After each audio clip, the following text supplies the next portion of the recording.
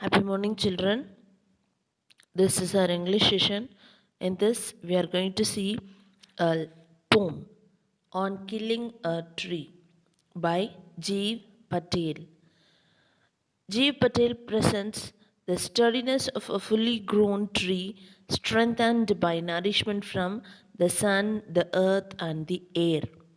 The poem also depicts the survival instinct of a strong tree which refuses to die even when its trunk and branches have been chopped off. The real strength and vitality of a tree lie in its deep roots. So these trees wither that the tree loses its life. Let's see the first stanza. It takes much time to kill a tree. Not a simple jab of the knife will do it. It has grown slowly, consuming the earth, rising out of it, feeding upon its crust, absorbing years of sunlight, air, water, and out of its leprous hide, sprouting leaves. Here, the poet says that cutting off a tree is not a simple matter. It doesn't simple cut by a jab means simple sudden rough blow. So simple cut of a tree will not make the tree die because a small plant takes nourishment from the soil, water, and air, and it takes many years to grow into a big tree. So, the simple work of cutting a tree will not do it.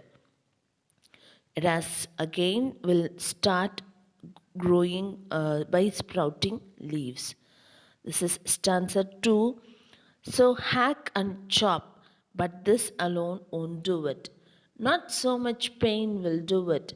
The bleeding bark will heal, and from close to the ground will rise curled green twigs, miniature boughs which, if unchecked, will expand again to firmer size. The poet says that hack means they cut roughly by striking heavy blows or to the tree, isn't it? Here you have one picture following that would say you. So simply jabbing, hacking, or chopping. Chopping means into small pieces. This alone will not make the tree die. So when we cut those trees into many pieces, but that is not sufficient because the tree which gets cut gives out a sap like juice. That is what we call it as this bark of the tree. That gradually this would heals all the cuts, and from there new branches start growing again. So you can see the bark here in this picture. So a gum-like structure would squeeze out. That will do again. That will nourishes all the cuts in the tree, and again it starts growing to the farmer size. This is stanza 3. No, the root is to be pulled out of the anchoring earth. It is to be roped, tied, and pulled out, snapped out, or pulled out entirely out from the earth cave. And the strength of the tree exposed the source, white and wet, the most sensitive, hidden for years inside the earth.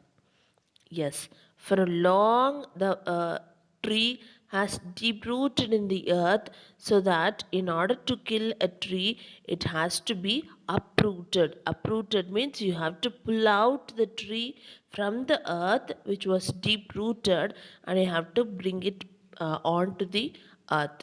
And one has to separate the tree from the earth which supports it. The roots of the tree bind the tree with the soil in the pit of the earth. So it's very deep rooted. So it is very sensitive, and the hidden part of the tree have to be detached. So the roots are white in color and are damp. So now stanza 4. Then the matter of scorching and choking in sun and air, browning, hardening, twisting, withering, and then it is done. All the scorching, chopping, withering, all that is drying up of a tree. So once the tree has been uprooted, then gradually it withers and dries up with the action of a heat and wind.